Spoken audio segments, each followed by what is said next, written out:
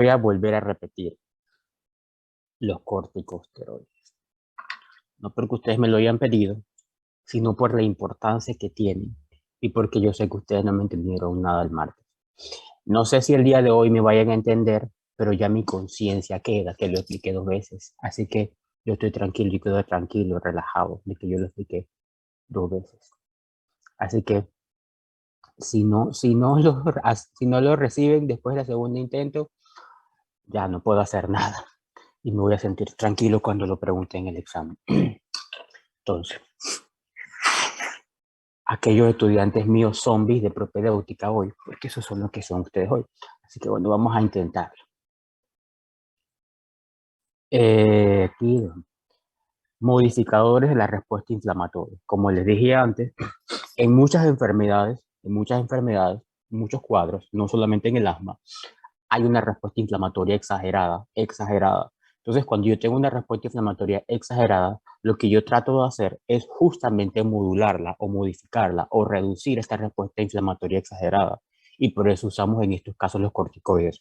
Por esa razón, los corticoides son fármacos que se usan, tienen muchas múltiples indicaciones para muchas cosas y van a ver que se usan para muchos cuadros patológicos e inclusive para cuadros como el shock séptico, un paciente refractario, es un paciente que está usando un vasopresor como norepinefrina, como epinefrina o como fenilefrina o vasopresina y no está respondiendo, o sea, sigue estando hipotenso.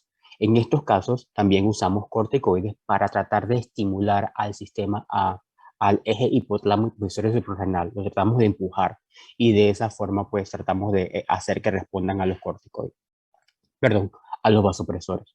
Entonces, por ende, los corticoides son fármacos de mucha, que hay que comprenderlos bien. Son complicados, pero hay que aceptarlos. Entonces, eh, vamos a empezar. Como le dije antes, ellos todos están derivados, no sé cómo quitar esto acá arriba, están todos derivados del colesterol. O sea que todos son lipofílicos. Evidentemente unos más que otros. No sé cómo quito esto de acá. Unos más que otros son, o sea, unos más lipofílicos que otros, pero son derivados del colesterol o la estructura, el agonista endógeno, pues. Entonces tienen la estructura esta que se llama ciclopentano perhidrofenantreno, que es la estructura del colesterol.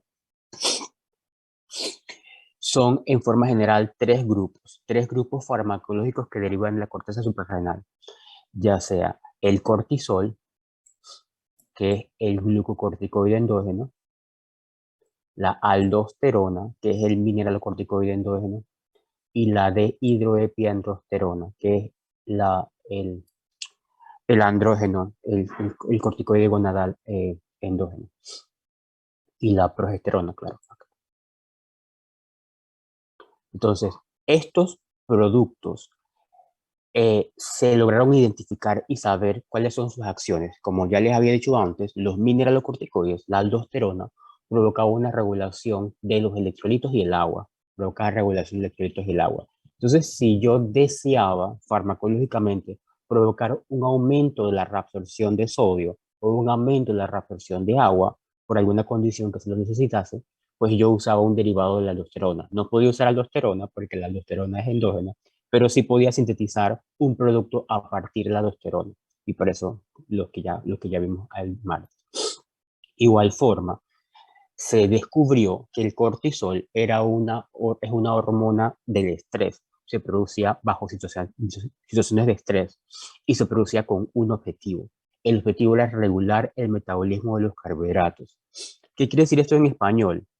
Aumentar los niveles de glucosa plasmática, porque recuerden que el cuerpo necesita dos sustancias, oxígeno y glucosa. Entonces, si él está bajo una situación de estrés y quiere defenderse, o sea, quiere responder al estrés, él necesita aumentar su reserva tanto de oxígeno como de energía, o sea, necesita glucosa. Y por tal motivo empieza a liberarse la gran cantidad de glucosa a nivel plasmática para que él pueda desarrollar sus funciones y acelerar las funciones. Esa es la función del cortisol. Pero además de eso, identificó que el cortisol regulaba la respuesta inflamatoria, o sea, reducía. Ok. Cuando hay una inflamación, se produce, yo me golpeo, yo me lesiono o yo tengo una infección, el organismo empieza a mandar la señal a nivel sistémica de que vengan sustancias a defendernos. Esa sustancia, esa señal que manda el organismo de ese lugar distante, son las prostaglandinas o las interleuquinas. Son sustancias mediadoras de inflamación. Interleuquinas, prostaglandinas, citoquina y leucotriena. Entonces, estas sustancias simplemente van a mandar la señal para amplificar la respuesta inflamatoria. Lo que van a hacer es atraer leucocitos, atraer macrófagos al lugar de la infección o al lugar de la inflamación para tratar de defendernos de lo que nos está lesionando. Ese es el objetivo de estas sustancias, interleuquinas, citoquinas, prostaglandinas, leucotrienas. Esa es su función. Pero entonces a veces esa función, esa respuesta es demasiado exagerada y produce acciones, efectos adversos, como de repente que se me hinche el brazo, se me ponga rojo, me duela, pero eso es por la inflamación, me dé fiebre, o sea, me dé muchas otras cosas más porque la respuesta es exagerada. Entonces yo tengo, además de me estoy defendiendo de la inflamación o de la infección, además de eso me estoy tratando de defender de mi propia respuesta inflamatoria. Entonces, para tratar de reducir o manejar el malestar o los síntomas, yo trato de modular la respuesta inflamatoria usando un derivado del cortisol, usando un glucocorticoide, que trate de reducir la producción de estos mediadores, de interleuquina, de citoquina y de leucotrienas. Y esa es una de sus funciones. ¿Vamos bien? Y el tercer grupo, que le dije que luego lo hablamos con más detalle, que son las hormonas sexuales, la dihidroepiandrosterona como masculina y la progesterona como femenina. Entonces eso lo veremos en los próximos módulos. Por ahora vamos a quedarnos en cortisol, aldosterona. Entonces, todos ellos derivan de la corteza suprarrenal. Los mineralocorticoides de la zona glomerulosa, los glucocorticoides de la zona fasciculada y los gonadales de la zona reticular. Entonces, en respuesta a diferentes estímulos, ya sabemos o ya aprendimos que el estímulo para la liberación de aldosterona es niveles bajos en sodio o niveles altos de potasio. Y además de eso, son los niveles altos de angiotensina 2. La angiotensina 2 es el estímulo para que la corteza suprarrenal produzca aldosterona, porque la corteza suprarrenal en la zona glomerulosa existen receptores de angiotensina 2, existen AT1, y estos receptores de AT1 cuando viene la angiotensina 2, se unen a estos receptores y estimulan la síntesis de aldosterona. Entonces, ese es un estímulo para producción de aldosterona. ¿Y qué va a hacer la aldosterona al final? Regular sodio y regular la absorción de sodio y regular la absorción de agua. Y con eso va a favorecer la salida o la excreción de potasio. Recuerden que cada vez que yo reabsorbo sodio, yo estoy favoreciendo la excreción urinaria o renal de potasio. Entonces, este es su primer estímulo. La otra respuesta es el cortisol. ¿Quién produce la liberación de cortisol? El cortisol lo produce el eje hipotálamo hipoficiario suprarrenal. Hipotálamo hipoficiario suprarrenal.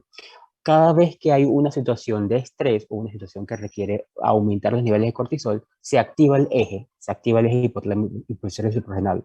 Él tiene diferentes sistemas de retroalimentación, de regulación y retroalimentación. Yo no voy a entrar en ese tema, aunque es realmente interesantísimo y de verdad apasionante, pero no me compete a mí porque esto es una cosa enteramente fisiológica, así que yo no voy a hacer que esta clase sea de fisio de farma, solamente de farma. Pero de verdad que es realmente muy interesante el eje hipotálamo y visceral suprarrenal, cómo él se autorregula. Pero entonces, si yo le estoy dando al paciente un glucocorticoide exógeno, le estoy dando una sustancia que simule el cortisol, pues lo que ella va a hacer es simplemente que se va a anular el eje, se va a bloquear. Y entonces ahora no se va a producir CRF a nivel hipotalámico, no se va a producir ACTH a nivel hipofisiario, no se va a producir, porque se supone que ya está detectando que es un nivel alto del cortisol y el eje se va a anular. Entonces, esto es importante comprenderlo, porque si yo luego suspendo abruptamente el corticoide, el glucocorticoide que le estoy dando al paciente, pues el eje está anulado, está suprimido. Y como está suprimido, cuando el paciente está frente a un evento de estrés, él no se va a poder defender. Él simplemente no va a poder liberar cortisol porque no existe el estímulo para que produzca liberación de cortisol. O sea, el ACTH no está, el ACTH está anulado. ¿Se va a sintetizar de nuevo? Sí, pero va a tomarle un tiempo al sistema. Entonces no se va a producir cortisol. Y el cortisol es importante para las funciones de, como le dije antes, mantener niveles altos de glucosa, pero además de eso, activar al sistema o contribuir, a contribuir con el sistema autonómico, contribuir con el sistema autonómico. El sistema autonómico nos defiende, pero además de eso necesita ayuda. Y uno de los que contribuyen a su función autonómica, o sea, del sistema simpático, es el cortisol. El cortisol favorece que el sistema simpático se mantenga en forma tónica, en forma por mucho más tiempo. O sea, me refiero a mantener la presión arterial, mantener la frecuencia cardíaca alta. Eso es lo que va a hacer el simpático, ayudado por la acción del cortisol. Si no hay cortisol, pues el simpático va a responder, va a aumentar la presión, pero después va a caer. A pesar de que el estímulo de defensa está todavía activo, la presión arterial va a caer porque el sistema simpático va a ceder, porque no tiene el estímulo que le hace falta, que es el estímulo del cortisol. Y por eso es importante no suprimir el eje hipotálamo hipofisio suprarrenal. Es importante eso porque entonces cuando estamos en un evento como esto, simplemente el paciente yo lo voy a notar hipotenso, bradicárdico, o sea, lo voy a ver que está muy decaído. Entonces, vimos de forma general la parte fisiológica, la parte anatómica, muy general, y luego ahora el mecanismo molecular. Le dije que el cortisol es los corticoides son sustancias lipofílicas, ellas van a viajar en plasma unidas a una proteína. La proteína plasmática de unión de los corticoides son la globulina transportadora de corticoides, CBG, una globulina transportadora de corticoides. Va a viajar unida a ella y luego recordemos que cuando los fármacos están unidos a sus proteínas plasmáticas, ellos no pueden desarrollar su acción. No pueden desarrollar su acción. Ellos no pueden entrar a las células. Ellos no pueden ser metabolizados. Ellos no pueden ser eliminados. Eso es importante que ustedes lo recuerden. Entonces ellos tienen que separarse, tiene que haber esta separación de la proteína plasmática con el fármaco para que entonces el fármaco puede, como es lipofílico, pueda cruzar la barra plasmática. Ahora lo pueda cruzar. Y una vez que lo ha cruzado, se va a unir a su receptor. Su receptor es intracelular, intracelular. Su receptor normalmente está anclado, cuando está libre, está anclado a unas proteínas chaperonas, unas proteínas estabilizadoras que se llaman HSP90. HSP90. ¿Cuál es la función de estas HSP90? Es justamente evitar que el receptor se degrade. Es una proteína que estabiliza el receptor.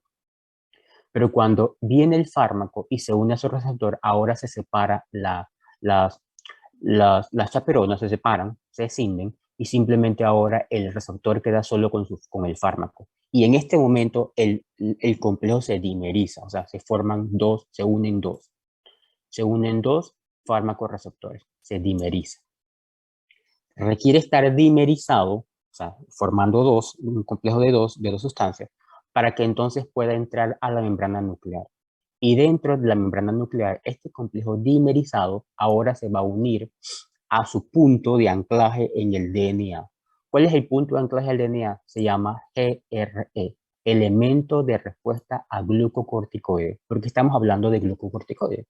Si estuviéramos hablando de aldosterona o de los mineralocorticoides, el elemento de respuesta se llamaría MRE, elemento de respuesta a mineralocorticoides.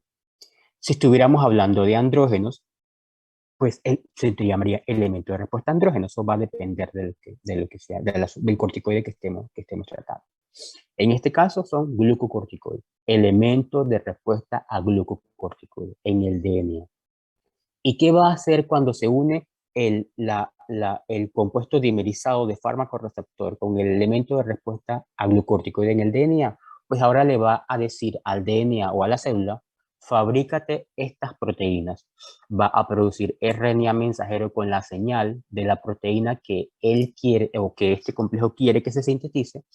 Este RNA mensajero va a ir a los ribosomas y los ribosomas van a sintetizar esta proteína. Esta proteína. No es una proteína sola, son muchas proteínas, múltiples proteínas. Y entre esas está el receptor beta 2. O sea, que cuando yo doy corticoide al paciente o glucocorticoide al paciente, yo estoy aumentando la síntesis del receptor adrenérgico beta 2. Por tal motivo, es sumamente valioso usarlo en pacientes que tienen broncoespasmo, porque si yo estoy aumentando la densidad de receptores beta 2, pues ahora yo estoy haciendo que los agonistas beta 2 tengan un mayor efecto, un efecto más intenso. Así que por esa razón es que eso usamos acá. Además de eso, existe otra proteína que se va a formar que se llama lipocortina 1. Lipocortina 1. Se volvió a bloquear. Lipocortina 1. Esta lipocortina es una proteína que va a inhibir a una enzima que yo no sé si yo les he hablado antes, que se llama fosfolipasados. Vamos a recordar que la lipocortina 1 inhibe a la fosfolipasados. Ahora voy a tratar de explicarle volverle a explicar qué es la fosfolipasados. Creo que ya lo he hecho, pero lo voy a explicar. Lipocortina 1 inhibe a fosfolipasa-A2. Bien, pero además de eso va a producir otra serie de cantidad de receptores y entre ellos también va a haber un aumento del receptor alfa 1. Por esa razón, los glucocorticoides o el cortisol es importante para preservar la función simpática, porque si el paciente está tratando de defenderse y él no puede aumentar la síntesis del receptor alfa 1, pues evidentemente se va a hipotensar, porque no tiene aumento de síntesis alfa 1. Porque el alfa 1, recuerden, unión alfa 1 con su agonista va a producir un aumento de la resistencia vascular sistémica, o sea, va a aumentar la presión. Son muchas, de verdad son muchísimas proteínas que va a sintetizar el complejo dimerizado de fármaco receptor con el elemento de respuesta al glucocorticoide. Pero además de esa acción, el elemento de respuesta, el glucocorticoide, unido a su receptor de glucocorticoides, también se va a unir a una parte del DNA y ahí va a favorecer la desacetilación de histonas. Desacetilación de histonas. Lo que va a hacer es que la histona estaba sintetizando, estaba mandando señal para sintetizar proteínas, estaba haciendo la función de sintetízate leucotrienos, sintetízate citoquinas, sintetízate receptores inflamatorios. Eso es lo que está haciendo la histona. Pero ahora viene el glucorticoide unido a su receptor y le dice a la histona, ya no lo vas a hacer más. La desacetila, perdón. Y le va a dar la orden, no lo hagas más. Entonces ahora no se van a formar citoquinas, no se van a formar quimiosinas, no se van a formar elementos de adhesión, no se van a formar enzimas de defensa, no se van a formar receptores inflamatorios. Entonces, esta función dual de favorecer la síntesis de unas cosas y anular la síntesis de otras, eso es una mediación de la respuesta inflamatoria. Lo está mediando. Puntos importantes. A pesar de que yo esté dando corticoide, yo no puedo anular completamente la síntesis de mediadores inflamatorios, porque son muchas células las que están haciendo esa función.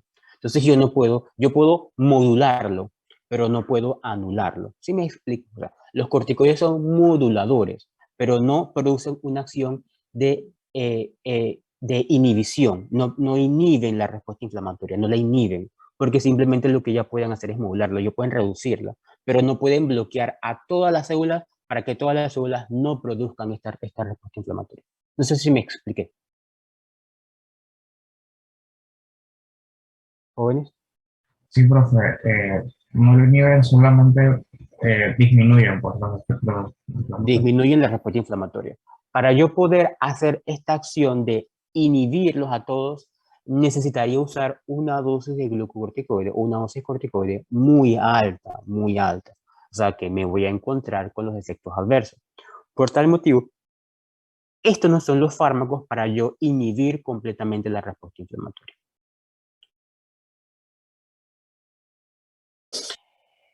Aquí, una de las sustancias que se está produciendo por las histonas es la fosfolipasa A2. Fosfolipasa A2. Esa es una de las sustancias que está produciendo las histonas. La fosfolipasa A2 es una enzima inflamatoria. Enzima inflamatoria. Voy a ver si tengo un espacio para hacer el dibujo. No, aquí no tengo espacio. Entonces, a ver. Recuerden que las células son membranas lipídicas, ¿verdad? Están formadas por fosfolípidos de membrana, ¿cierto? Bien. Cuando yo tengo una inflamación o una lesión o un trauma, se va a activar el sistema de la histona y la histona va a favorecer la secreción de fosfolipasa 2. ¿Qué va a hacer la fosfolipasa 2? La fosfolipasa 2 va a transformar el fosfolípido de la membrana y lo va a transformar en ácido araquidónico. Ácido araquidónico. Eso es lo que va a hacer la fosfolipasa 2. ¿Y qué es el ácido araquidónico? El sustrato inflamatorio por excelencia. El ácido araquidónico va a servir de sustrato para la ciclooxigenasa, o sea, para la COX, y va a servir de sustrato para la lipoxigenasa. Para la ciclooxigenasa y para la lipoxigenasa. A través de la vía de la ciclooxigenasa va a producir prostaglandinas. Y a través de la vía de la lipoxigenasa va a producir leucotrienos. Ambas sustancias, todas esas sustancias son inflamatorias. Por tal motivo, lo que yo quisiera hacer para tratar de reducir la inflamación es, evidentemente, tratar de anular la síntesis de ácido araquidónico. Y lo puedo hacer con los corticoides, con los glucocorticoides, porque los glucocorticoides van a anular o van a reducir la síntesis de fosfolipasa 2 y además de eso van a favorecer la síntesis de lipocortina 1. Y la lipocortina 1 va a inhibir a la fosfolipasa 2. ¿Me van siguiendo? Esto que acabo de hablar tiene que ver con lo que ustedes van a tratar de decirme luego con AINES, porque los AINES hacen este mismo efecto, pero más abajo. Los corticoides lo hacen arriba, son antiinflamatorios son esteroideos porque derivan del colesterol. Eso no es una cosa tan... Los no esteroideos no derivan del colesterol. Quiero que esa pregunta que yo les haga en el taller no sea su primera pregunta de que la cosa va mal. O sea, ¿por qué es una sustancia esteroidea? Porque deriva del colesterol. ¿Y por qué los AINES son no esteroideos? Porque los AINES no derivan del colesterol. O sea, eso es muy sencillo para que caigan en eso. Eso es una cáscara de guineo y la gente cae. Entonces, ya vamos por la parte de... Ya podemos avanzar. Entonces, los corticoides se dividen de acuerdo a la acción que desarrollan. Ellos pueden hacer acción. En esto vamos a hablar solamente de acción glucocorticoide y acción mineralocorticoide. Deben saber que los andrógenos, o sea, las hormonas sexuales masculinas, también pueden hacer acción de glucocorticoide y también pueden hacer acción mineralocorticoide. Ellos también pueden hacer esa acción porque son similares, ellos son similares. Entonces, va a haber, cuando hablemos de andrógenos, que yo le voy a decir que este andrógeno o este estrógeno o este progestágeno produce acción mineralocorticoide. Y ustedes van a saber que sí la puede producir porque son similares. Ellos vienen del mismo lugar y son realmente similares. Y ellos vienen de la misma sustancia que es la pregnolona. La pregnolona es la madre, como la madre de todos los corticoides. Así que ojo con eso. Entonces, acción glucocorticoide o acción mineralocorticoide. ¿Qué es la acción glucocorticoide? Media reacciones del metabolismo de carbohidratos. produce acciones antiinflamatorias. Acción mineralocorticoide media las acciones del hidroelectrolíticas, produce reabsorción de sodio y produce reabsorción de agua. Entonces, acción corta, acción glucocorticoide de acción corta, dura menos de 12 horas.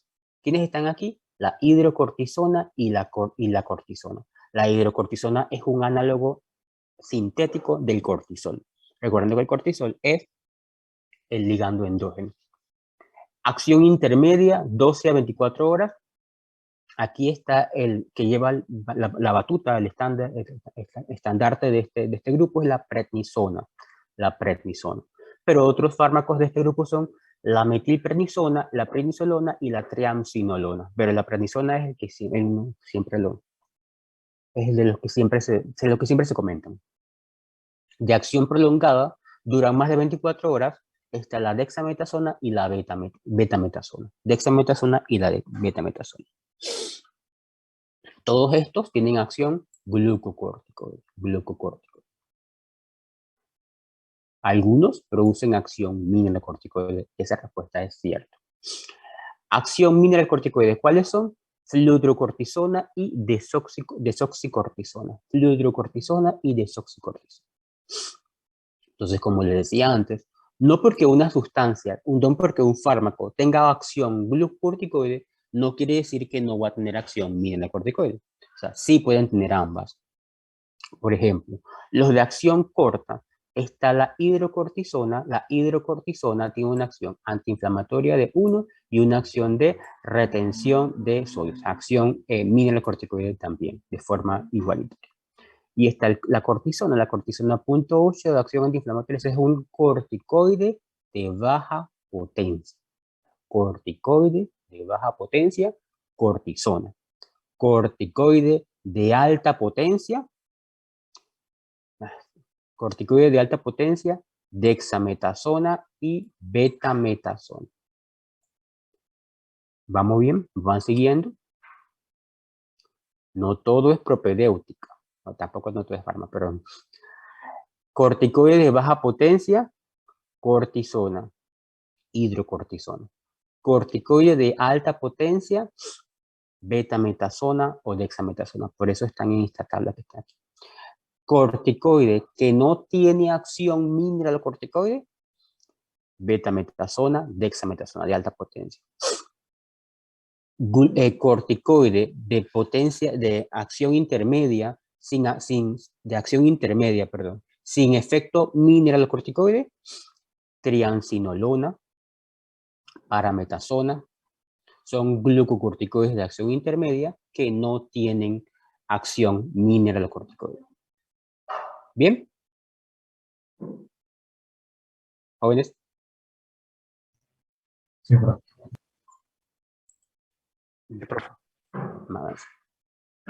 Entonces, los corticoides, tienen múltiples efectos. Ojalá fuera solamente el efecto de la inflamación. Ojalá fuera solamente el efecto de aumentar la síntesis de receptores adrenérgicos. Ojalá solamente fuera ese efecto, pero no es así. Sus efectos son múltiples. Recordar que ellos son lipofílicos, ellos son derivados del colesterol, ellos son esteroideos. Por tal motivo, ellos pueden cruzar la barrera hematoencefálica, así que van a producir efectos a nivel central.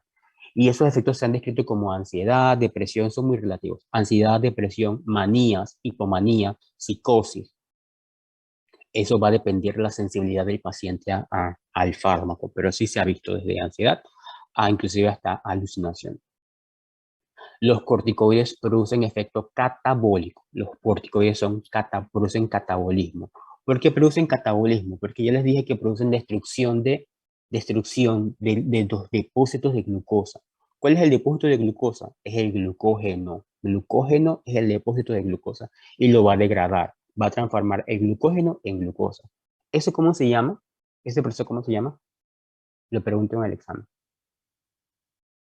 La degradación de glucógeno a glucosa que hacen los corticoides. Glucógenolisis o ruptura del glucógeno, glucógenolisis. Los corticoides también van a favorecer la síntesis de glucosa a través de otras sustancias que no es el glucógeno. Y lo va a hacer a través del ácido graso y a través de las proteínas. Va a degradar las proteínas y va a degradar los ácidos grasos para producir glucógeno. ¿Cómo se llama ese proceso?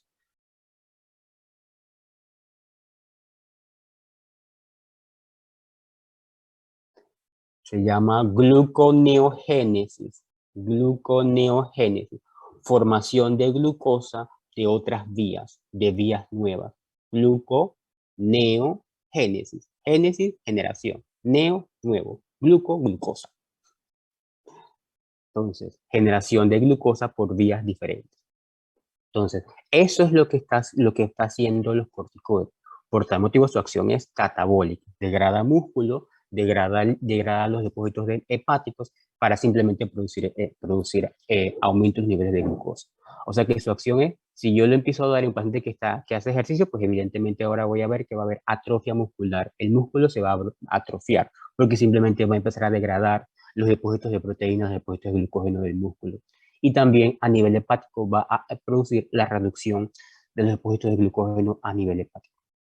Pero que recuerden que el glucógeno se almacena a nivel hepático y a nivel muscular. Entonces, a nivel renal, si ya les digo que los corticoides pueden tener acción mineralocorticoide, pues evidentemente su acción a nivel renal pues va a favorecer reabsorción de sodio y reabsorción de agua con pérdida de potasio. Reabsorción de sodio, reabsorción de agua por la vía de la aldosterona. Esto, cuando yo aumento el volumen sanguíneo por aumentar el sodio y por aumentar el agua, tiene repercusiones. Una de esas repercusiones es que ese riñón va a empezar a lesionarse porque está aumentando la presión, va a empezar a dañarse. Otra de esos efectos es a nivel cardíaco, porque ahora va a haber una mayor presión, va a haber una mayor bulimia y el corazón va a tener que trabajar ahora más, porque va a aumentar el retorno venoso, va a aumentar la precarga. Y si aumenta la precarga, pues el corazón ahora va a tener mayor trabajo. Además de eso, como hay mayor presión, ahora también va a aumentar la poscarga. Y como aumenta la poscarga, el corazón va a tener mayor trabajo. Entonces, efectos cardíacos de los corticoides: hipertrofia ventricular, va a haber, por aumento del trabajo cardíaco, puede haber remodelado cardíaco. Eso va a depender por el tiempo que se use y por la dosis que se use.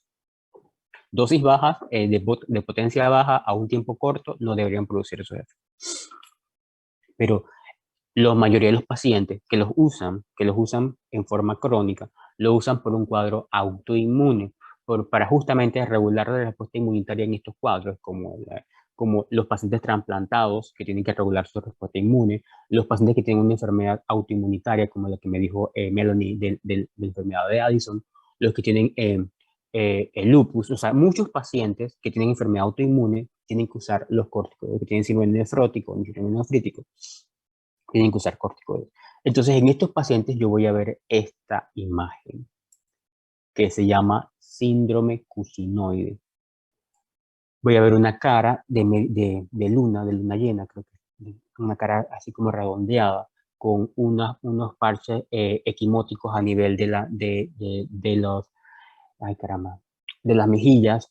Voy a ver redistribución de la grasa se va a redistribuir, se va a estar en otros lugares, como por ejemplo aquí a nivel cervical posterior, va a aparecer como una jiba, como si fuera un camello, se llama jiba de búfalo, creo que se llama jiba o joroba de búfalo. Va a haber redistribución de grasa a nivel del tejido mamario, va a haber ginecomastia, igual también a nivel abdominal, y va a empezar a producir estas imágenes que ustedes ven aquí, se llaman estrías. También es producido por el uso de corticoides en forma crónica, porque se va debilitando el colágeno. El colágeno se va debilitando y simplemente va a empezar a producir las estrías. Los corticoides en forma crónica van a producir calvicie. Ya también es característico que yo tenga esta imagen así como de un calvicie. O en las mujeres que usan corticoides en forma crónica no se produce calvicie, sino que se produce alopecia, o sea que se empieza a tener parches de áreas sin cabello. Entonces, además de estos efectos, de estos que ya les comenté, los corticoides van a favorecer la maduración pulmonar fetal. los corticoides lo que van a hacer es estimular la producción de surfactante pulmonar, estimulan la producción de surfactante pulmonar. Por esa razón, en pacientes que están pretérmino, o sea, que están antes del término, antes de las 22 semanas, antes de las 25 semanas, y inició su labor de parto, nosotros podemos usar corticoides de potencia alta, y de acción glucocorticoide alto y además de eso de acción prolongada, para que esto estimule la producción de surfactante pulmonar, para que cuando el niño nazca, por lo menos ya haya producido su surfactante pulmonar. Y esto se llama maduración pulmonar fetal. Entonces, por esas acciones lo usamos. Además de este efecto, no está ahí porque ya no me da más imágenes en el cuadro. Los corticoides tienen un efecto antiemético. Antiemético es que evitan los vómitos, evitan que el paciente vomite. Ustedes dirán, eso que me importa, sí me importa mucho, porque cuando el paciente está usando quimioterapia, la quimioterapia induce el vómito. Entonces yo necesito aumentar mi arsenal terapéutico para justamente darle al paciente tratamiento por los vómitos. Inclusive cuando la gente va al cuarto de urgencia por náuseas y por vómitos, además de usar lo que usan característicamente, que es un antagonista de serotonina, además de eso, usan los corticoides para potenciar el efecto antiemético, porque junto con estos fármacos, con los corticoides, van a hacer que el efecto sea más alto y por mucho más tiempo, mucho más prolongado. Aún es complicado, es un desconocido saber cómo los corticoides producen el efecto antiemético. Aún están en descubrimiento, pero se logró identificar que producía un efecto antiemético por sí solos. Y nosotros lo usamos a los corticoides como antiemético y como antiinflamatorio en procedimientos quirúrgicos, porque la anestesia produce muchas náuseas, produce muchos vómitos. Entonces nosotros usamos los corticoides para reducir el efecto emetizante de los anestésicos inhalatorios. Entonces, efectos adversos de los corticoides. Ya le dije, primer efecto, el más importante para nosotros, supresión del eje hipotálamo hipoficiario suprarrenal. Si se suspende este eje, pues evidentemente el paciente queda desprovisto de corticoides endógenos para defenderse. Cuadros de hipertensión por reabsorción de sodio, reabsorción de agua. Cuadros de hipocalemia por pérdida de potasio por la reabsorción de sodio. Cuadros de hiperglicemia, evidentemente, si ya dije que produce todas las acciones catabólicas del glucógeno. Hiperglicemia. Y esta hiperglicemia en forma crónica puede provocar similar, igualito como si el paciente fuera diabético. Lo mismo, los mismos efectos. O sea, yo le estoy induciendo una diabetes. Osteoporosis, porque los corticoides van a producir una acción catabólica también en el hueso y van a hacer que el hueso empiece a perder calcio. Entonces el paciente puede tener osteoporosis. Detención de crecimiento, que es probablemente una de las cosas que más temen los padres de hijos asmáticos que estén usando glucocorticoides, porque se sabe que los glucocorticoides hacen que el crecimiento sea más lento, comparado los que reciben y los que no reciben. Pero este efecto no es todo el tiempo, no es todo el tiempo. Normalmente es los primeros 2 años de tratamiento. Los primeros 2 años de tratamiento es que ocurre este efecto de detención de crecimiento. Después de los 2 años de estar tratando el paciente con corticoides inhalados, pues el crecimiento vuelve al estado normal, vuelve a la velocidad normal. El tiempo más crítico para la reducción de crecimiento es los primeros 6 meses de tratamiento. Los primeros 6 meses de tratamiento es cuando la velocidad se hace la más lenta. Y luego durante 2 años y luego después de 2 años ya la velocidad de crecimiento es igual a los que no reciben corticoides. Cuando se comparó a largo término, qué efecto tenía los que usaban corticoides y los que no usaban corticoides, se vio que sí había una reducción de crecimiento, pero tampoco es que crean que son de que 2 metros. Es 1.2 centímetros de diferencia. Los que usaban corticoides tenían 1.2 centímetros menos de altura que los que no usaban corticoides. O sea, tampoco era una cosa tan marcada. Pero sí es importante porque digo, es que mi hijo está chiquito porque yo no estaba dando glucórtico.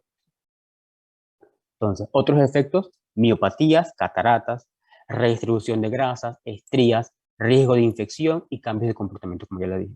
¿Por qué riesgo de infección? Porque si yo le digo que estoy modulando la respuesta inflamatoria y no estoy atrayendo neutrófilos, leucocitos, pues evidentemente eso me puede exponer a un riesgo de infección, porque ahora no va a haber las sustancias para que para que produzcan la fagocitosis de las bacterias o la fagocitosis de los virus. Entonces simplemente ahora yo voy a estar expuesto a estos agentes patógenos. El efecto es dosis dependiente y tiempo dependiente. A mayor tiempo de uso del fármaco, pues evidentemente mayor riesgo. A mayor dosis del fármaco, igual mayor riesgo. Si lo uso por un tiempo muy corto, pues el riesgo es mínimo. Si lo uso por una dosis muy corta, el tiempo, el efecto es mínimo también. No crean que porque se pusieron una crema de corticoide de baja potencia durante una semana le va a producir redistribución grasa. Eso no es cierto, eso no va a pasar. O se va a suprimir el eje hipotalámico y producir renal. Eso tampoco es cierto, eso no va a pasar. Pero sí con cautela, las cosas con cautela. Entonces, todo claro hasta ahora. Hasta ahora, de forma general, los corticoides. Ahora voy a hablar de los corticoides en asma. ¿Preguntas? Mencionó la glaucoma, ¿por qué se ve eso? No te entendí nada. Que mencionó el glaucoma, ¿por qué se ve eso? ¿El glaucoma o la catarata? O sea, sí, pero ¿cómo se llega eso por el... Los corticoides van a producir una destrucción, una afectación que no sé cómo decirle las láminas del ojo, las capas del ojo. Entonces van a producir que estas capas simplemente empiecen a, a, a, a oscurecerse. Y entonces evidentemente va a producir un cuadro de catarata. Ok. Entonces, ¿hago otra pregunta? Profe. Ok, la vía endógena para la síntesis de cortisol, es hipotalámico, hipófisis, corteza suprarrenal. Pero si es un glucocorticoide, me inhibe esa vía entonces. Sí, pero sí, también recuerda que si tú usas un mineralocorticoide, también lo puede hacer. O sea, puede hacerlo menos, pero también lo puede hacer. La va a Ya. inhibir, porque recuerda que ahí va a haber retroalimentación negativa, ¿verdad? Probablemente ellos todavía no lo dominen, lo de la retroalimentación negativa, pero tú sí. Sí, tú sí. Porque si yo tengo mayor cantidad de cortisol, esto que está aquí es el hipotálamo. Eso es la hipófisis y esto es la corteza suprarrenal, que está produciendo cortisol. Si yo aumento la producción de cortisol, el eje hipotalámico se va a reducir por retroalimentación negativa.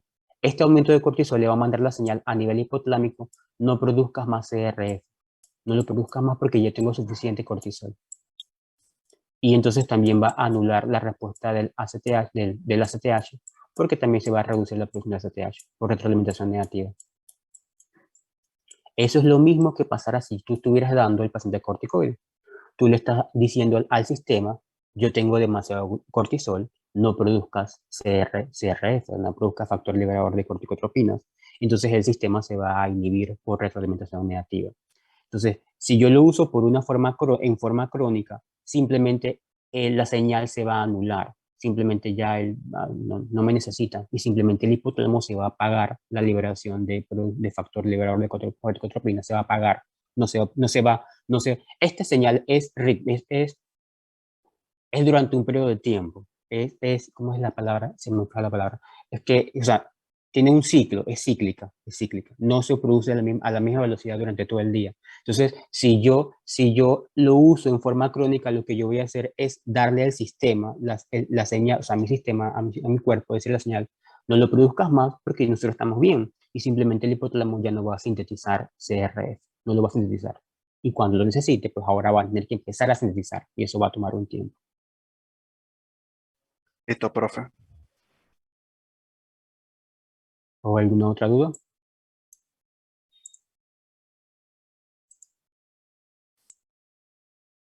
Víctor, ¿estás bien?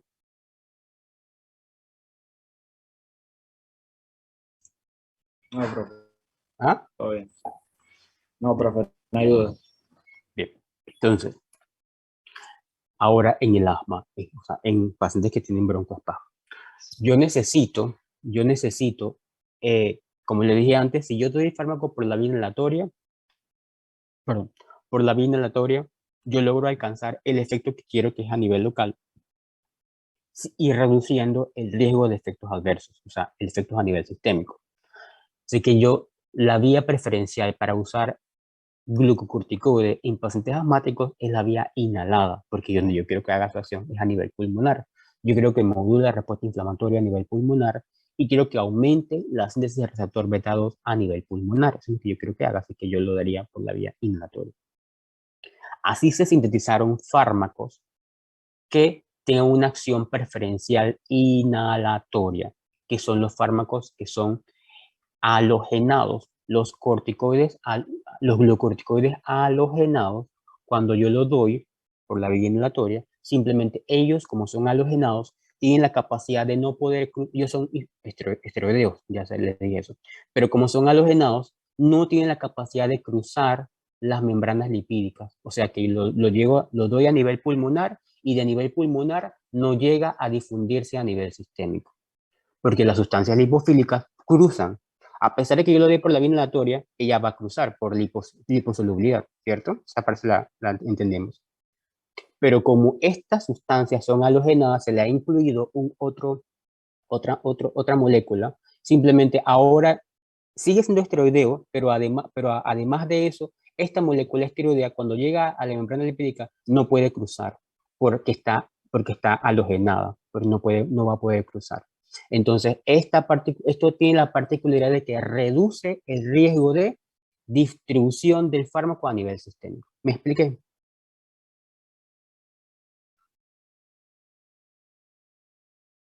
Jóvenes, las sustancias esteroideas son liposolubles.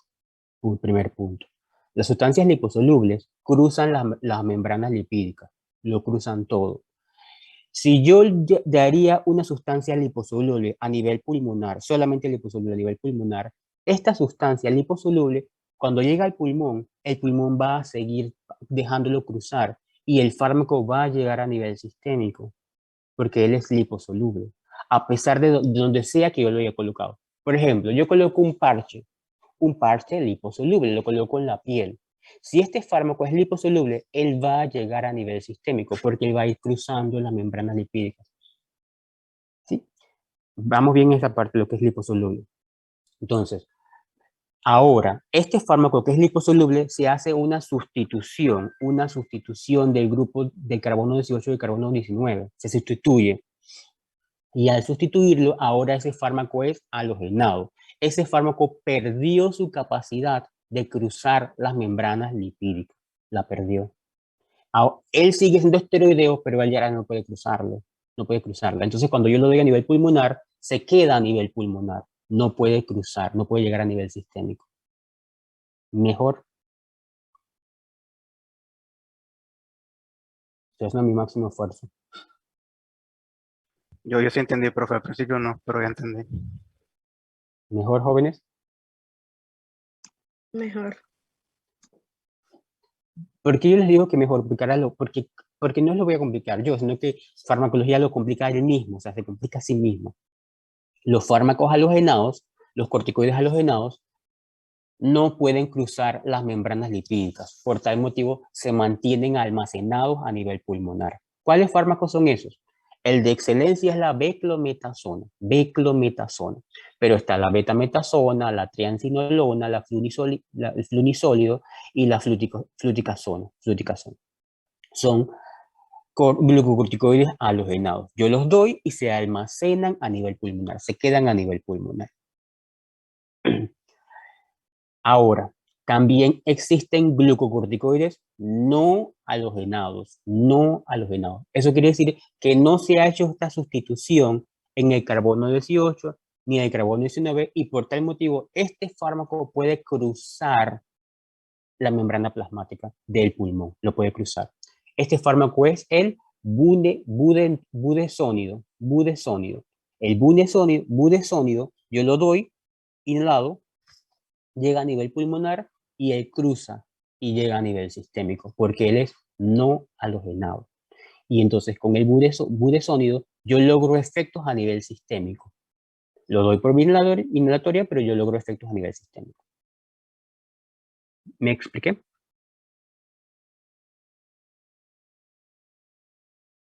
jóvenes?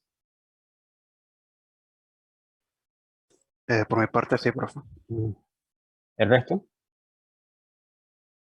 Yo enseño a estudiantes convulsionadores. No, a mí no me gusta así. Lo he hecho varias veces que hay que hablar para que yo pueda entenderlo. Nos comunicamos hablando, ¿sí? ¿Entendimos o no entendimos? Yo sí entendí, profe. Bien, avanzo. Además de estos inhalados, halogenados, no halogenados, existe otro grupo que es un profármaco. Profármaco. En este aquí está el ciclesónido. El ciclesónido es un glucocorticoide halogenado, pero profármaco. Profármaco. ¿Qué quiere decir eso? Quiere decir que yo lo doy en forma inactiva, inactiva. Pero cuando él llega a nivel pulmonar, en el pulmón están las esterasas pulmonares, y son enzimas. Las esterasas pulmonares van a biotransformar el fármaco, el ciclesónido, y lo van a transformar en fármaco original, o sea, en fármaco activo, van a formar metabolitos activos, que es el ciclesónido. ¿Cuál es el objetivo de esto? El objetivo de esto es, le dije antes, hace arriba, el martes, que cuando yo uso bombitas, el 90% del fármaco yo lo degluto, yo me lo trago. ¿Verdad que le dije eso? Solamente del 10 a 20% llega al árbol bronquial, ¿verdad? Eso quiere decir que la biodisponibilidad es baja, de 10 a 20% de lo que yo recibo. Entonces, con el ciclosónido, o sea, perdón, y el 90% del fármaco pues llega a nivel sistémico, porque me lo estoy tragando. Con el ciclosónido, ¿qué pasa? Cuando yo lo uso, la bombita, el 90% que está llegando a nivel sistémico, ese 90% es inactivo. No pasa nada, no va a lograr efectos adversos. Es más, él no se va a activar nunca. Para él activarse, él tiene que llegar a un nivel pulmonar, donde están las esterasas pulmonares, que es lo que le va a activar. O sea que yo lo deglutí y lo voy a eliminar. Yo voy a reducir en forma significativa el riesgo de efectos adversos a nivel sistémico, porque el fármaco solamente se activa por acción de las esterasas pulmonares. Ciclesónido. ¿Todo bien? Bien. Entonces, fármacos corticoides a nivel sistémico. Glucorticoides a nivel sistémico. También los puedo dar por la vía oral, por la vía intravenosa. Está la prednisona. La prednisona es un fármaco, es un glucocorticoide sistémico que doy por la vía oral. Por la vía oral. El paciente tómese estas pastillas de prednisona. La hidrocortisona y la metilprednisolona las doy por la vía parenteral. Intramuscular o intravenosa. ¿Cuál es el objetivo de estos fármacos a nivel sistémico? Lograr lo mismo, conseguir lo mismo. Modular la respuesta inflamatoria. En pacientes con asma, ¿puedo modular la respuesta inflamatoria con glucorticoides sistémicos? La respuesta a eso es sí. Sí lo puedo modular la respuesta inflamatoria de un paciente asmático por la vía sistémica. Sí, pero lo único que yo debo recordar es que voy a tener mayor riesgo de efectos adversos. Pero sí voy a poder controlar. Y si es por la vía oral, pues me va a tocar un poquito más de tiempo porque tiene que biotransformarse, tiene que distribuirse y llegar a nivel pulmonar. Entonces, de nuevo es lo mismo. Este es el glucocorticoide. El glucocorticoide, como es liposoluble, pues cruza la membrana plasmática. Este cruza, llega a su receptor intracelular, el cual está unido con una proteína chaperona, se separa. Ahora este receptor se dimeriza, se forman dos complejos, y ahora este complejo dimerizado cruza la membrana nuclear y aquí se une a su elemento de respuesta a glucocorticoide en el DNA y favorece la transcripción genética de ciertas sustancias, como por ejemplo lipocortina 1, receptor adrenérgico beta, la enzima convertidora de angiotensina y la péptido necrótico auricular. De verdad que son como más de 100. Y además de eso, también va a unirse a nivel la histona y la va a desacetilar. Punto importante. Yo sé que ya lo saben, pero lo recalco porque la gente se equivoca. Los glucocorticoides no broncodilatan, no broncodilatan, no relajan la musculatura lisa bronquial, no lo relajan. Pero lo que sí hacen es aminorar la hiperreactividad bronquial, la reducen, porque como yo estoy modulando la respuesta inflamatoria, pues yo estoy reduciendo los niveles de citoquinas, lo estoy reduciendo. Y de esa forma yo estoy evitando que el pulmón reaccione a cualquier estímulo, como lo podría hacer antes. Entonces, son útiles para minorar la respuesta de hiperactividad bronquial, pero no son útiles para broncodilatar. Por tal motivo, yo no lo usaría en un paciente que llega a mi cuarto de urgencia con broncoespasmo. No lo usaría de primera línea. Primero broncodilato, mientras que estoy broncodilatando, ahora sí, ¿sabe qué? Vamos a ponerle glucorticoides. Pero lo primero que voy a hacer es broncodilatar, romper el broncoespasmo. Y luego voy ayudándome con los glucorticoides. ¿Puedo usar glucorticoides inhalados? Claro que sí. Los glucorticoides inhalados han demostrado ser mucho más efectivos que los glucorticoides nebulizados. Perdón, sistémicos. Los inhalados han sido más efectivos. Y por eso van a ver que está una bombita también de glucocorticoides, que es la betametasona y la beclometasona. La betametasona y la beclometasona la puedo dar por la vía de, como si fuera una bombita presurizada. Hoy en día estos que están aquí abajo, el ciclesónido y el budesónido, son fármacos súper efectivos, pero son bien caros. Entonces, este es el Pulmicor, y este sí no me acuerdo porque nunca lo he podido comprar porque es muy caro. Siguiente. Los glucocorticoides no son efectivos en pacientes con EPOC. En EPOC la fisiopatología era otra, y ese paciente con EPOC simplemente tiene un cuadro irreversible, Si yo le doy un glucocorticoide, pues yo no estaría haciendo más que nada, porque ese paciente ya yo no puedo revertir, yo no puedo regresar al proceso inflamatorio, que ese proceso inflamatorio ya produjo daños en el asma, ¿no? En el asma todavía se está produciendo el proceso inflamatorio. ¿Sí? Entonces, con respecto a la farmacodinámica, les dije, ellos van a reducir la infiltración de mediadores de células inflamatorias, los macrófagos, los eosinófilos y los linfocitos T, porque están reduciendo la producción de estas sustancias, de citoquinas, de interleuquinas. Y estas sustancias van a producir la migración de los mastocitos, la migración de los linfocitos, la migración de los eosinófilos a ese lugar. Así que yo con una dosis de corticoide puedo lograr esta reducción de la infiltración.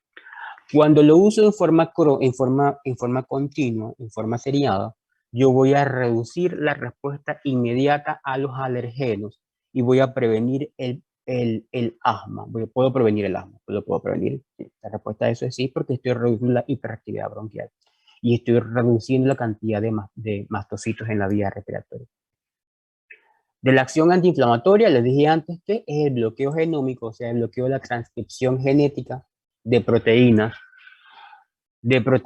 como la ciclooxigenasa, y la fosfolipasa 2. Y la estimulación de la transcripción de lipocortina 1 y del receptor beta-adrenérgico. Este beta-adrenérgico va a producir broncodilatación. Esta lipocortina 1 va a inhibir a la fosfolipasa 2. La fosfolipasa 2 va a convertir el fosfolípido membrana en ácido araquidónico. Y el ácido araquidónico va a sintetizar citoquinas, leucotrienos, prostaglandinos, que son inflamatorios. Vamos bien, jóvenes. Entonces, cinética.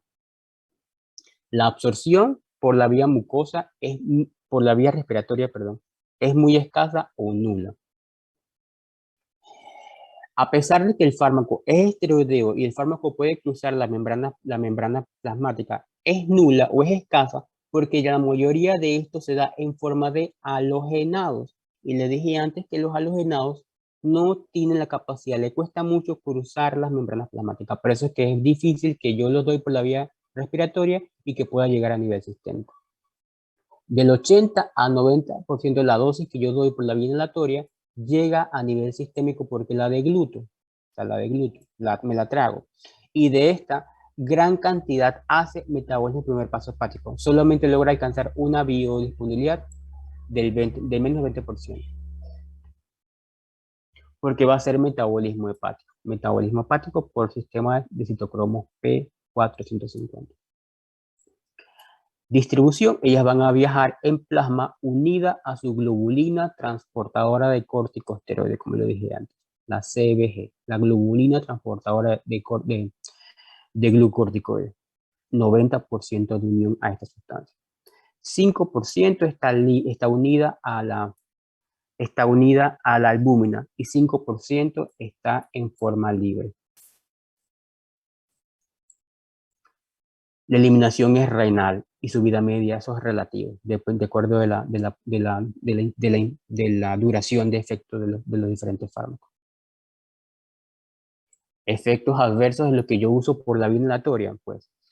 Cuando lo uso en una dosis baja, pues de verdad no debería provocar ningún efecto. No debería provocar efectos muy leves o muy pocos.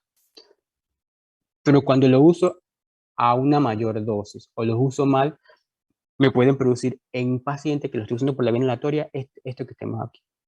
Esto que vemos aquí, esta cosa blanca que vemos aquí, en el paladar, este es el paladar blando y el paladar duro y el paladar blando. Aquí está la úvula y los pilares. Esto blanco que vemos aquí es candidiasis. Esto es un hongo. Porque yo estoy usando un glucocorticoide.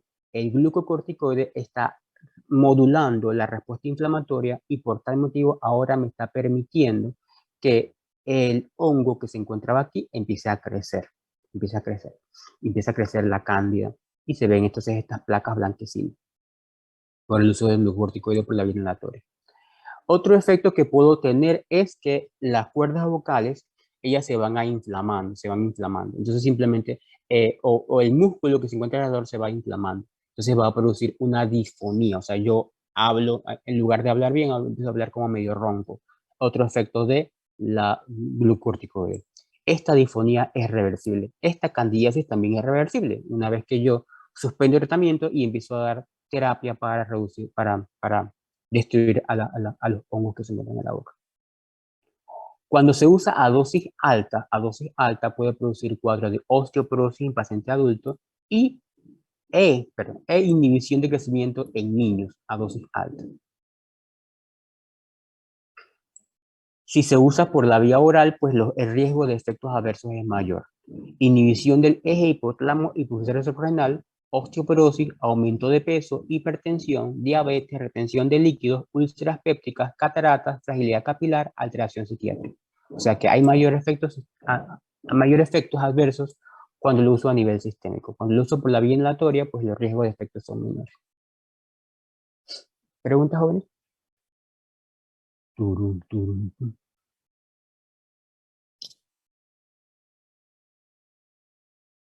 ¿Jóvenes?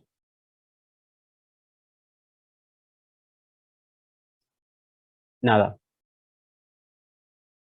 Ustedes quieren que termine ya. ¿Hago la pausa o quieren que termine lo más rápido posible? No, profe, haga una cosa, por favor. Pausa de 10 minutos. Regresamos a las 9:50. A 8:50, perdón. Ok.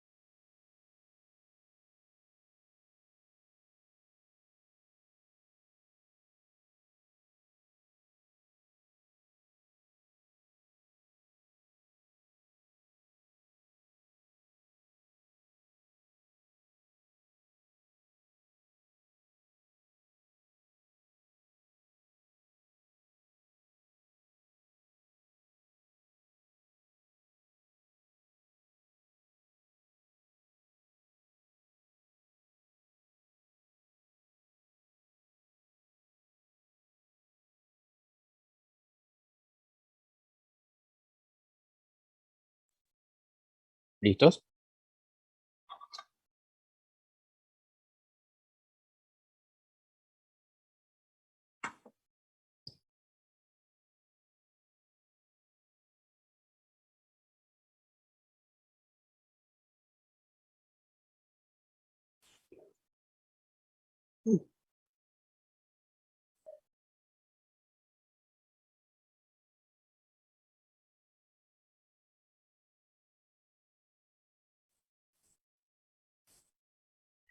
Bien, vamos a seguir ahora con los bloqueadores de liberación de hilo de los antagonistas y antagonistas mediadores. Recordar que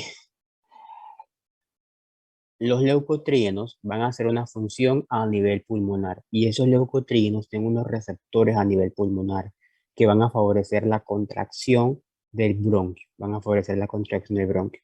Entonces yo, como sé esa parte fisiopatológica, lo que debería hacer es tratar de evitar o antagonizar a los receptores leucotrienos a nivel pulmonar o tratar de reducir la síntesis de leucotrieno o tratar de reducir también la síntesis de histamina que le dije antes. La histamina también produce broncoconstricción. Entonces yo puedo hacer varias cosas. Reducir la síntesis de leucotrienos, antagonizar a los receptores leucotrienos o reducir la síntesis de histamina o antagonizar a la histamina. Esas cosas puedo hacer. Y de esa forma debería provocar un efecto a nivel bronquial, una reducción del broncoespasmo. Entonces, vamos a empezar con los antileucotrienos.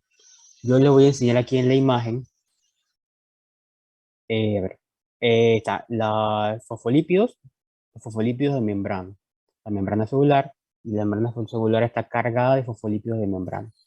Aquí, cuando hay una inflamación, viene la fosfolipasa 2, la que le había dicho antes. La fosfolipasa 2 y va a transformar a los fosfolípidos de membrana, lo va a transformar en ácido araquidónico. Ácido araquidónico. Ahora, este ácido araquidónico es el sustrato metabólico para dos enzimas, en forma general, para la ciclooxigenasa,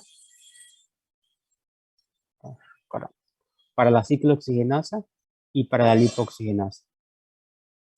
Ciclooxigenasa y para acá arriba, la lipoxigenasa. La ciclooxigenasa la vemos después. Vamos a entrar en la lipoxigenasa. ¿Y la lipoxigenasa qué va a hacer? La lipoxigenasa va a producir leucotrienos. Y los leucotrienos se van a unir a su receptor a nivel de la membrana, a nivel del músculo lisobronquial. Y lo que van a despertar es una respuesta que va a producir broncoconstricción. Cuando se une el leucotrieno, cisleucotrieno con su receptor, LT1. Entonces se va a producir la broncoconstricción. ¿Qué podría hacer yo? Les dije antes, ya sea bloquear al receptor usando un antagonista de los receptores leucotrienos o bloquear a la lipoxigenasa, Y de esa forma, pues lo que yo podría hacer es reducir la acción broncoconstrictora de los leucotrienos. Bien. Antagonistas de receptores leucotrienos, 3 grupos de fármacos. Safir-Lucas, Montelukast y Pran-Lucast.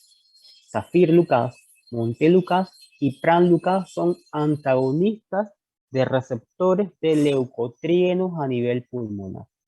Van a evitar o deben evitar el broncoespasmo. Los igual, el otro grupo es los inhibidores de lipoxigenasa. Voy a inhibir a la enzima que agarra el ácido araquidónico y lo transforma en leucotrieno. La voy a inhibir. ¿Con qué fármaco? Con el sileutón. Sileutón es un inhibidor de la lipoxigenasa 5, de la 5-lipoxigenasa. Entonces, con estos fármacos yo debo reducir el riesgo de broncoespasmo. O sea, yo debo reducir. Si yo tenía 5 episodios al mes, si yo uso un antileucotrieno, yo debería reducir a 1 episodio al mes, o de repente a ninguno, a 1 episodio al mes. Yo debo reducir el riesgo. Pero no puedo tratar el broncoespasmo. Una vez que el paciente ya está en broncoespasmo, Si le doy un antileucotrieno, no estoy haciendo nada. No estoy haciendo nada porque ya el paciente ya, el receptor, el leucotrieno se unió a su receptor. Ya eso está hecho. Ya no puedo hacer nada. Ya no puedo, yo no voy a lograr un efecto broncodilatador. No lo voy a lograr. Lo que tengo que hacer en ese caso es broncodilatar con un agonista beta 2 o con un antagonista muscarino o con una metilxantina. Entonces, por esa razón, los antileucotrienos son profilácticos. Profilácticos quiere decir que se usan para evitar que ocurra un evento. Ocurra el evento de broncoespasmo. Son profilácticos y son bastante útiles para justamente evitar el riesgo de broncoespasmo. Son tan buenos que lo que van a hacer también es reducir reducir la dosis de beta 2 agonistas. O sea, cuando yo estoy usando un antileucotrino, ya sea montelukast, safirlukast o sileutón, cualquiera de ellos estoy usando, en forma crónica, para evitar que me dé broncoespasmo. Pero cuando finalmente en lugar de darme 5 episodios, cuando me das el episodio de la semana, del mes, me da el episodio, ahora yo voy a usar un beta 2 agonista. Pero en lugar de tener que usar 10 puffs, ahora con 2 puffs va a ser suficiente, porque los antileucotrienos reducen la dosis del agonista beta 2 cuando yo tengo crisis. Logran reducir la dosis de los agonistas beta 2 en episodios de crisis. Y por eso son realmente bastante efectivos. Ajá, Sí. por eso Antes que eso, que me acordé después de ti me acordé de la palabra. La catarata se produce por el cristalino. La capa que te decía es el cristalino. Se produce una opacidad del cristalino. Eso se me había olvidado hacer. Una opacidad del cristalino. Y como se produce una opacidad del cristalino, el cristalino se va poniendo blanco. Y se produce entonces la catarata. Como el cristalino se va opacando, pues también va evitando su movilidad. Y eso va a provocar entonces que no pueda drenar el líquido y de esa forma pues lo que va a verse entonces es el glaucoma. Eso ves que se me fueron la palabra cuando te quería decirlo, pero ahora después que termine me acordé. Dígame ahora sí. por los efectos de esto de los antileucotrinos se usaba, por eso se recomendaba el uso de montelukast para el COVID. No sé si el montelukast se usó dentro de los fármacos para el COVID, lo desconozco completamente. Así que no lo sé. De verdad no te puedo dar, porque no sé si lo usaron. Usaron muchas cosas para el COVID, no sé, pero sí podría ser para el efecto de evitar la acción de los receptores con la acción de los leucotrienos con sus receptores. El problema de esa cosa que me dice es de los efectos adversos de los antileucotrienos. O sea, eso es la parte donde no me hace clic, porque los antileucotrienos tienen efectos adversos a nivel hepático. Entonces eso con el COVID es terrible, podría aumentar la mortalidad. Por eso es que no sabía que se usaba también. Bien, seguimos. Los antagonistas de receptores son antagonistas competitivos del receptor cis-LT1. ¿Qué efecto voy a lograr conseguir? Voy a reducir el efecto broncoconstrictor. Cuando se unen los leucotrienos broncoconstrictores, no todos los leucotrienos son broncoconstrictores. Cuando se unen los leucotrienos broncoconstrictores con este receptor, pues van a favorecer la broncoconstricción.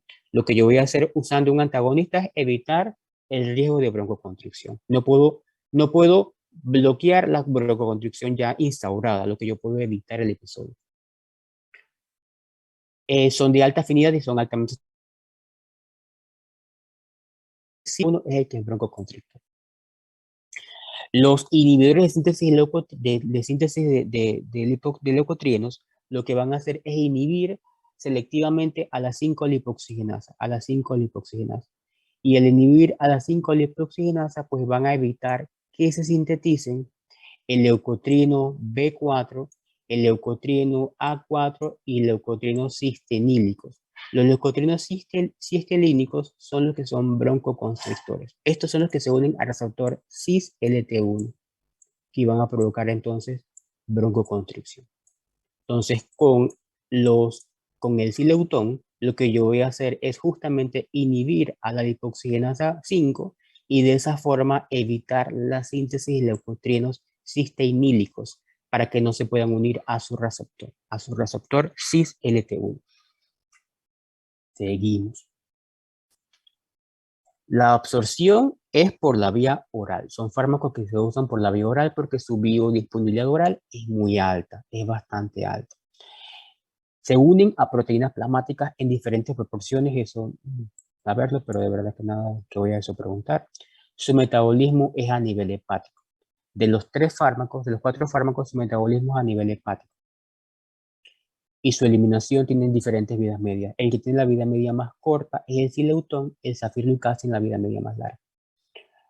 Entonces, ¿cuáles son los efectos adversos? Los efectos adversos son estos de aquí. Pueden producir una, como se metabolizan a nivel hepático, pueden producir una afectación del hígado. Pueden producir una afectación del hígado, como un incremento de las enzimas hepáticas en los primeros meses de tratamiento. Además de eso, van a producir un cuadro de una vasculitis, una acumulación de eosinófilos que van a producir una vasculitis, una inflamación de los vasos sanguíneos, que se llama síndrome de Church-Strauss, una vasculitis eosinofílica. Y esto de por sí es un riesgo de mortalidad. Aunado entonces a lo que me comentas del COVID, pues se aumentaría significativamente la mortalidad. Los antagonistas de los receptores, como el Zafirlukaz, cuando se usan junto con la warfarina, lo que van a hacer es prolongar mucho más los tiempos de protrombina, haciendo que el paciente tenga un aumento de riesgo de sangrado. Por esa razón es que, bueno, yo con cautela porque puedan provocar lesión a nivel hepática, elevando las enzimas hepáticas y pueden provocar una inflamación de los vasos sanguíneos provocada por eosinófilos. Entonces, por esa razón, no son fármacos de que, bueno, voy a usarlo a la libre. Son fármacos que están reservados para los neumólogos, porque justamente pues hay que tener un poco de cautela en su uso. Siguientes fármacos que inhiben la síntesis de mediadores. Otro mediador importante para la broncoconstricción es la histamina. Cuando la histamina se produce reacciones alérgicas. Entre una de esas acciones, la histamina tiene muchos efectos. Pero cuando se libera, cuando ella se expone, ella va a unirse a su receptor de histamina tipo 1, y ese receptor de histamina tipo 1 va a inducir acciones de broncoconstricción. Entonces, lo que yo podría hacer es justamente evitar la liberación de histamina, ya que la cantidad de receptores de histamina son muchos, y yo usando un antihistamínico, yo no voy a poder bloquear a todos los receptores de histamina. Entonces yo, a través de esa vía de antihistamínicos, evitar el asma, eso es posible. Eso es imposible, eso no se puede, porque los antihistamínicos producen efectos adversos como la sedación. Entonces no se puede. Entonces lo que yo puedo hacer es evitar la degranulación o sea, evitar la liberación de histamina, y con eso de repente lograr controlar el asma. Entonces, ¿cómo lo puedo hacer? Vamos a empezar con cómo ocurre la degranulación de la histamina. Esto que está aquí es un basófilo. Basófilo o una célula cebada. Ella tiene, dentro de su interior, tiene gran cantidad de histamina que se encuentra dentro de compartimentos vesiculares. De histaminas, de leucotrienos, de histamina, perdón, de prostaglandinas, de interleuquinas, de citoquinas. Tiene muchos mediadores inflamatorios dentro, pero uno de ellos es la histamina. Cuando ella se libera, cuando este mastocito, este basófilo explota, cuando ella reconoce un alergeno, ella tiene un receptor de inmunoglobulina E. ¿Sabían que la inmunoglobulina E se usa para detectar pacientes alérgicos? ¿Cómo que no? Esto es inmunología básica. Yo sé que la IgE está en las mucosas, y si aumenta la mucosa en sí, pues aumenta los niveles de IgE3, IgE. Pero La como IgE es un dato que me va a decir que un paciente tiene una reacción alérgica. O sea, si ella está aumentando, yo puedo saber que el paciente tiene una respuesta alérgica. ¿Por qué? Porque esta IgE está libre en plasma, está libre en plasma. Y esta IgE es un anticuerpo. Los anticuerpos son así normalmente, ¿verdad? Como una Y. Bueno, este anticuerpo va a reconocer en esta porción de aquí al alergeno. Los alergenos son sustancias extrañas que producen una respuesta alérgica. Lo va a reconocer al alergeno. Y ahora cuando ella se une a su alergeno, ahora en esta porción ella va a viajar y va a unirse entonces a los mastocitos, a los eosinófilos va a viajar y se va a anclar al receptor Fc del basófilo o del eosinófilo, se va a anclar ahí. Y una vez que se ancle, ahora el basófilo, ahora el eosinófilo, ahora la célula cebada, va a reconocer que sí existe la inmunoglobulina E unida a su alergeno y ahora la célula cebada se va a explotar. Va a liberar su contenido, va a hacer exocitosis de su contenido, va a liberar histamina. Ese es el mecanismo. Cuando existe un alergeno, el polen, viene el polen. No es que el polen entre al cuerpo y libera histamina, viene el polen. El polen es un alergeno. El polen se une a la inmunoglobulina E, que la reconoce. La inmunoglobulina E ahora se ancla a su receptor en el basófilo, en el mastocito, en el eosinófilo, se ancla ahí. Y ahora esa unión va a favorecer la liberación o la expulsión de su material y va a liberar histamina y otros mediadores inflamatorios, citoquinas, leucotrienos, todo, lo va a liberar todo. Y eso va a desencadenar una respuesta inflamatoria, La histamina va a unirse entonces a su receptor H1 y va a favorecer un estado de broncoconstricción. Entendimos la parte fisiológica de la inmunología. Bien. Entonces, lo que yo debo hacer, lo que ya sé esa parte, lo que yo debo hacer ahora, ¿sabes qué? Yo debo estabilizar a los mastocitos. ¿Cómo es eso de estabilizar a los mastocitos? Es evitar que cuando venga el alergeno unido a la inmunoglobulina E, el mastocito diga, no me voy a liberar. O sea, voy a provocar una reacción caramba, aumentar el potencial de acción, o sea, voy a hiperpolarizar a la célula para que simplemente ahora ella requiera ser estimulado con un estímulo mayor y de esa forma no provocar la liberación de histamina. Entonces aquí entra el cromoglicato y el nedocromilo. El cromoglicato y el nedocromilo lo que van a hacer es inhibir la liberación de mediadores de células cebadas en los bronquios, porque ellos van a reconocer si se va a dar la unión del alergeno con la IgE, se va a dar la unión, y se va a dar la unión del alergeno IgE con el basófilo, pero simplemente ahora no se va a liberar el mediador, no se va a liberar, porque la célula está estabilizada. Entonces va a inhibir reflejos parasimpáticos y reflejos tusígenos, el cromoglicato y el nedocromilo. ¿Me expliqué?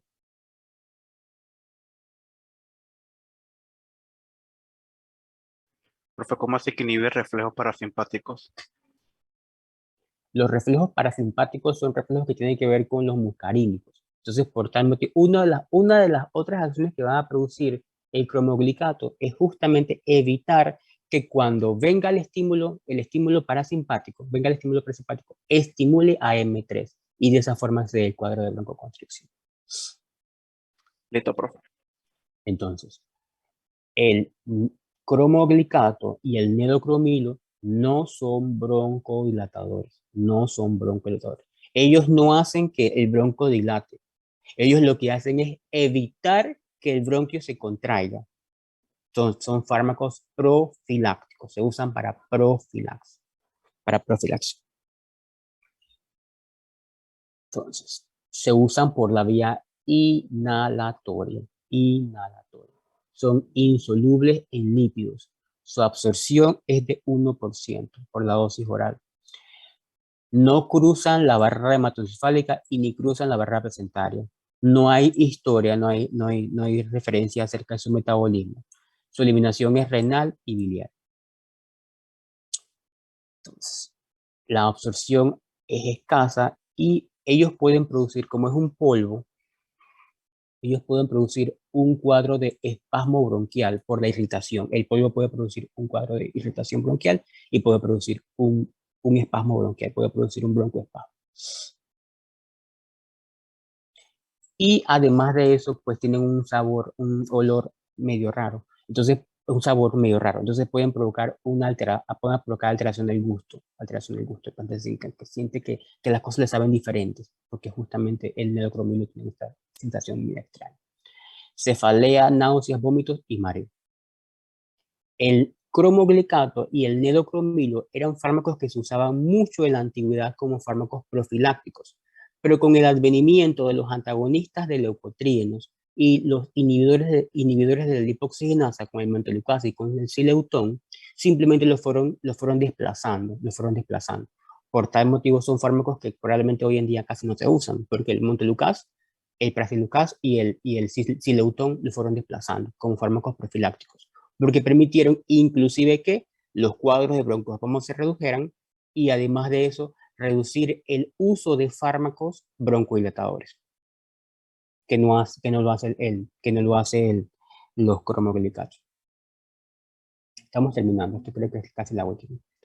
Agentes biológicos modificadores de la respuesta inmunitaria. La respuesta inmunitaria. ¿Qué es la respuesta inmunitaria?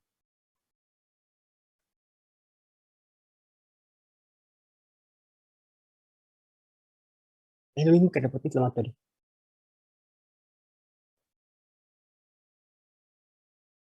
Están echados así, tirados, completamente tirados. Yo espero que salga muy bien ese examen de propedéutica. Como el cuerpo reacciona ante, ¿Ah? es como el cuerpo reacciona ante, ¿Reacciona a qué? ante agentes externos que puedan perjudicar. La respuesta inmune es como el cuerpo responde a los agentes externos. O sea, cómo él se protege, ¿no? Ah, ok. ¿Cómo él se protege? ¿Y la respuesta inflamatoria?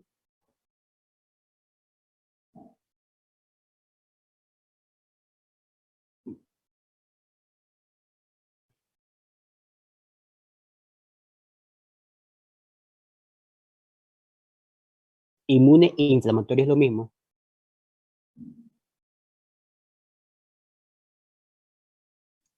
No, Ah, ¿por qué? porque como dijo el compañero, la inmunitaria pues es como o sea, es la respuesta del cuerpo ante, por ejemplo, bacterias, virus, o sea, los cuerpos extraños que no pertenecen. Y la respuesta inflamatoria sería pues tipo, vamos a decir que los tejidos están pues lesionados. Es Es como, a bacterias, virus también, ¿no? ajá, Entonces pero inflamatoria no. una es protección al cuerpo. Y la otra es cuando el cuerpo pues como que se afecta. Es a lo que yo, o sea, Ah, es lo me trata de decir que la inmunitaria no afecta al cuerpo. sí, también, Entonces pero no te estoy entendiendo. que no sé cómo explicarlo. Inmunitario e inflamatorio es lo mismo. ¿Qué es inmunitario? Hay que entender qué es una respuesta inmunitaria, una respuesta inmune. La, la, la, la, la, la, la, la, la. Bueno, para mí, una respuesta inmunitaria es o sea, es un concepto en la cual al momento de que el cuerpo reacciona ante cierto cuerpo extraño, ya sea como dice la compañera, bacterias, virus, parásitos, etcétera, usa un mecanismo que en este caso es la inflamación. La inflamación es como, por decirlo así, un mecanismo que está vinculado con la respuesta inmunitaria. Ujú. Entonces son lo mismo. Am, bueno, uno está dentro del otro, así que yo Ah, diría, como uno está dentro del otro, entonces son iguales.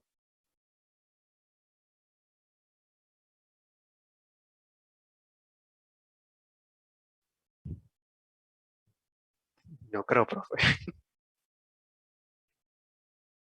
Va, no está muy claro en eso que me tratan de decir, pero no sé, son conceptos que debe haberlos aclarado la parte de inmunología. Entonces, por eso es que yo no logro comprender. La respuesta inmunitaria va a activar inmunoglobulinas. Inmunoglobulinas. La respuesta inflamatoria no va a activar inmunoglobulinas.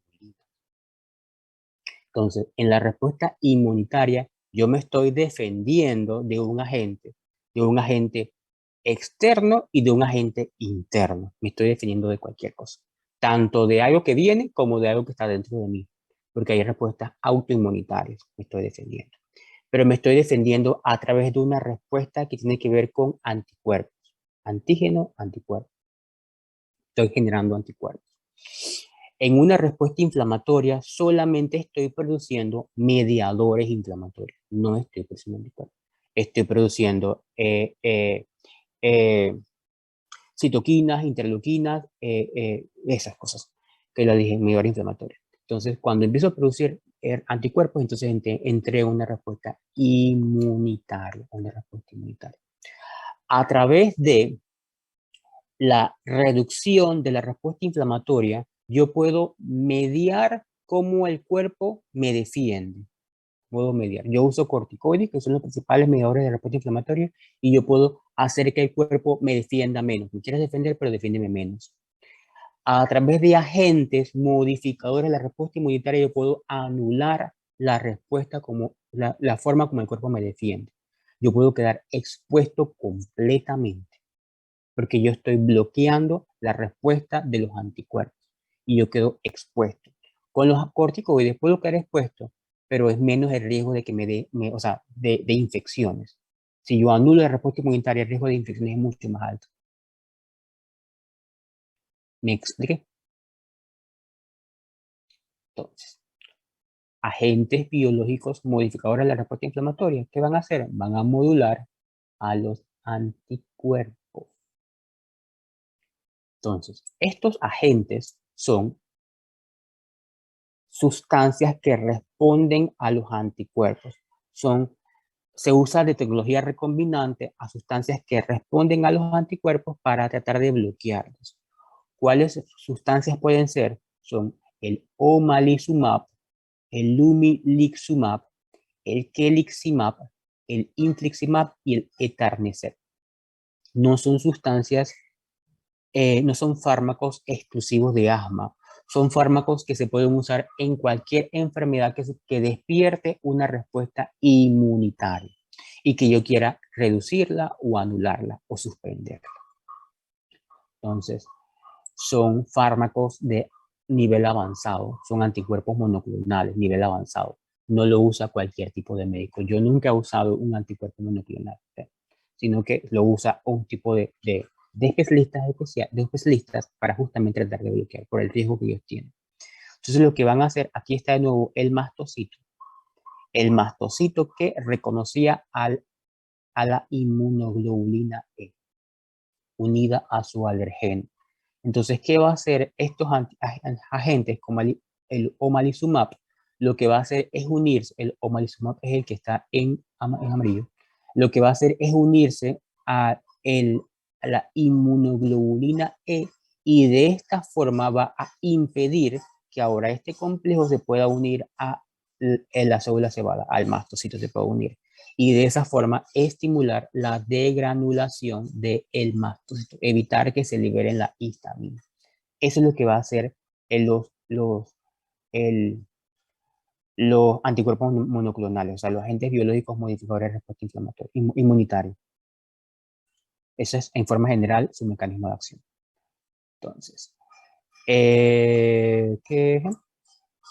como ya dije, son anticuerpos monoclonales humanizados contra la inmunoglobulina E. Son altamente selectivos, contra la inmunoglobulina E. Y lo que van a hacer es unirse a esta y neutralizar su acción. Van a evitar que ahora esta inmunoglobulina E se una entonces a su receptor a nivel de la célula cebada o a nivel del mastocito. Y de esa forma van a reducir la activación del mastocito y de los basófilos. Y van a evitar la liberación de mediadores inflamatorios. Entonces, los anticuerpos van a evitar la respuesta inflamatoria.